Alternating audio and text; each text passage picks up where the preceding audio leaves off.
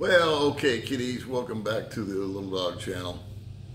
Today's topic is going to be my experiences with banking in the Philippines. And yes, I'm wearing a tie-dye t-shirt. There's a story behind this story, but I'll save that for another video. Anyway, banking out here. There's a few different directions that I can go in. One thing I want to get up front is that I'm not endorsing any of the entities that I'm going to be mentioning. I'm going to be talking about Cebuana, and I'm going to be talking about Commerce Bank, and I'm going to be talking about BDO. I don't endorse them. I'm not recommending them. I halfway don't trust any of them, but it's been my experience, and I'm just going to share it with you. Also, I want to disclose that it's only here in Dumaguete. Banking on another island or in another town or another province might be completely different than Dumaguete. So keep that in mind. If you're watching this and you say, oh, well, Paul said, and then you get down to Mindanao and it's not like that, realize this is just what happened to me here in little sleepy Dumaguete. Okay, that being said, when I first got out here, I tried to open up a bank account. And I was told that I needed to wait 6 months and that I needed 2 forms of ID. And I said, well, that's no problem. So I waited my 6 months. I got my ACR card, which is an ID, right? I had my, my Nevada driver's license, and I had my passport. So I thought, well, I got 3 pieces of ID. So I wandered into BDO, which was one of the bigger banks out here. And they said, no, if you're a foreigner, we require not only that you're here 6 months, which I was, but you have 2 forms of local ID. So that would have been something like a PhilHealth card, which I didn't have, or a driver's license, which at that time, 6 months, I didn't have a driver's license yet. So they turned me away, and I was kind of crapped out. So I went to 4 or 5 other banks, forget the names of them, BPI, this one, that one, the other, back in the day, and got rejected, pure and simple. Some people didn't even, they just said, no, we don't open bank for foreigners. I don't care how many IDs you got. So the most receptive one at the time was BDO, and they simply said, but you're lacking 1 piece of local ID. Interesting point on that was I got home and my neighbor Sam came over and I told him about my experience, and he says, you know what, buddy, I know the manager there. Her and I go to the same gym. So why don't we go down in the next couple of days, bring all your crap with you, and we'll see what happens.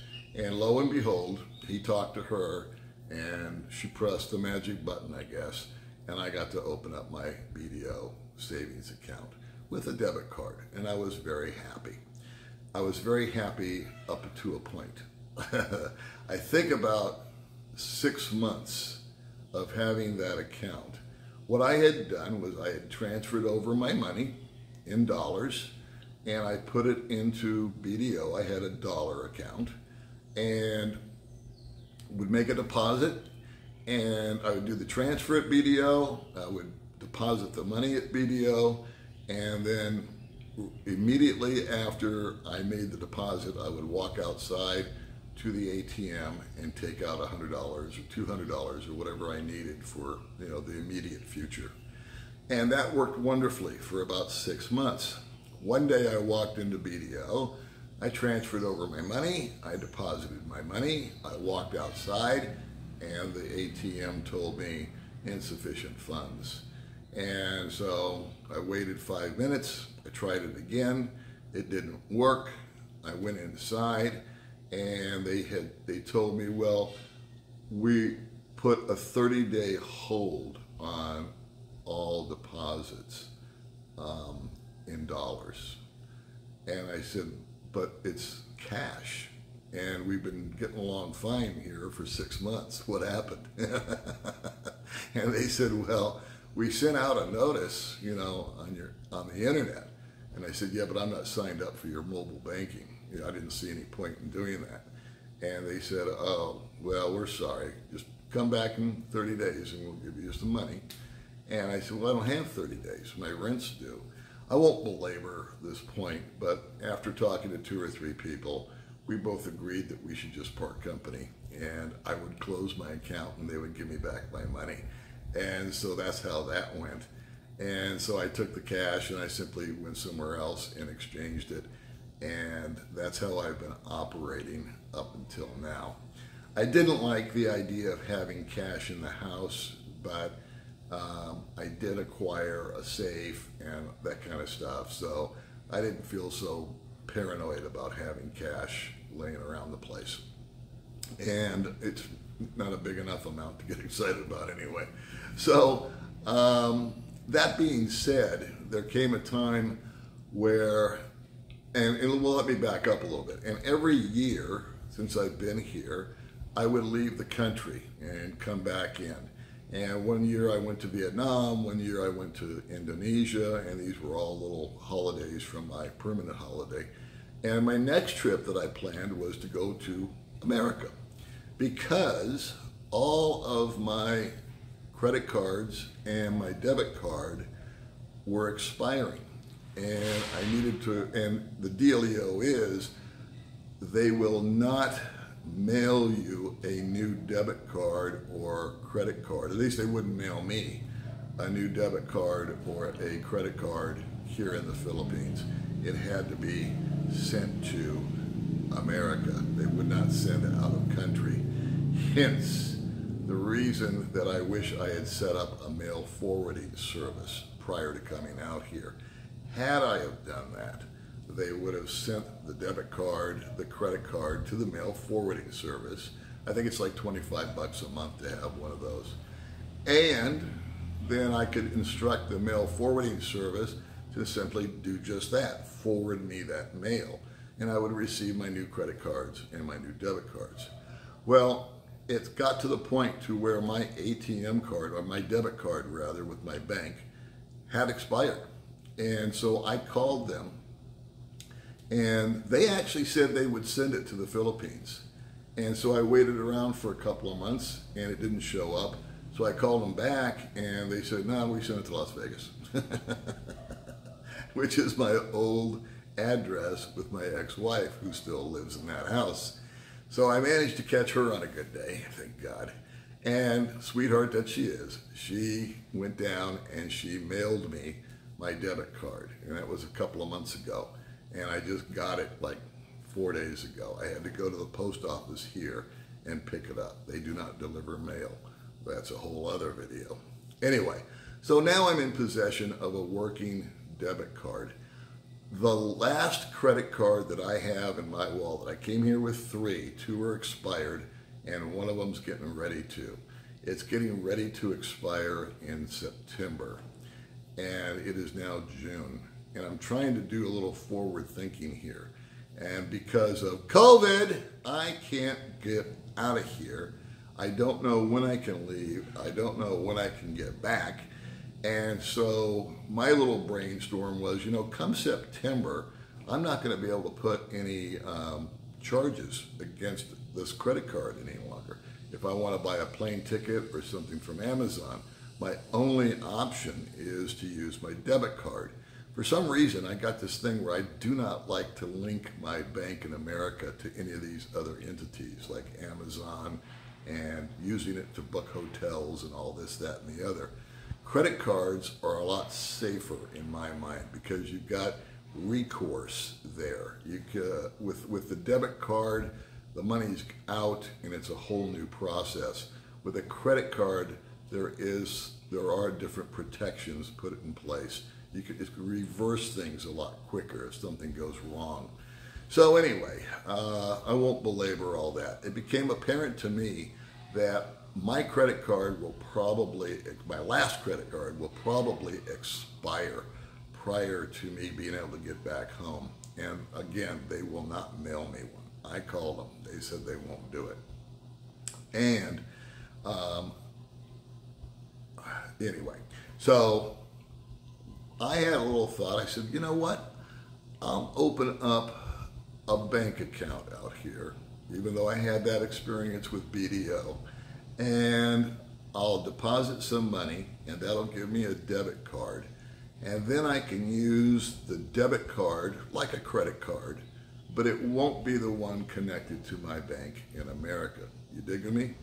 It's not as good as a credit card. Again, you don't have the recourse, but it would be a plan B. What if I lose that debit card? What if, you come up with all this. I don't want to kill you with examples, but things happen. I transfer money over via Zoom, which is one of the transferring services. You can use TransferWise, you can use this one, you can use that one. And there's been times when the Zoom has not worked. It's been offline, or the internet's down over here, or whatever. And so if I no longer let myself get down to my last 100 pesos. I've learned that lesson. I always transfer money about a week in advance, just for that reason. But what if I get down to it and I can't, what if it lasts for a week? What if I can't get my money and I need money? I thought, you know what? I need some money here and not just at the house. I want it in another, if I travel, if I go somewhere, I need to charge something.